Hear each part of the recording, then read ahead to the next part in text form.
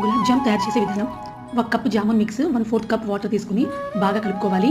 ఉండలు సాఫ్ట్గా రావడానికి నెయ్యి వేసుకొని కనీసం 10 నిమిషాల పిండిని మర్దం చేస్తే టేస్ట్ చాలా బాగుంటుంది.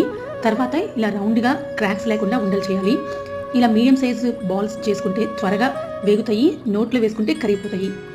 ఈలోపు 1 cup water, 3/4 cup sugar, white or brown sugar అండి మీ ఇష్టం, తీసుకుని బాగా మిక్స్ చేసుకోవాలి.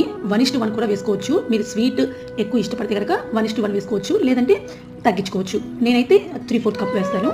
షుగర్ పాకం పట్టేటప్పుడు ఇలాచి, యాలకుల పొడి వేసుకొని షుగర్ కరిగే వరకు ఒక 5 మినిట్స్ పాకం రానివ్వాలండి. దీనికి పాకమే అవసరం లేదు, షుగర్ కరిగిపోతే సరిపోతుంది. తర్వాత స్టవ్ ఆన్ చేసుకుని ఒక బాండీలో ఆయిల్ లేదా గీ, నెయ్యి వేసుకుంటే ఇంకా టేస్ట్ చాలా బాగుంటుందండి. గోల్డెన్ బ్రౌన్ కలర్ వచ్చేదాకా జాములు వేయించుకోవాలి.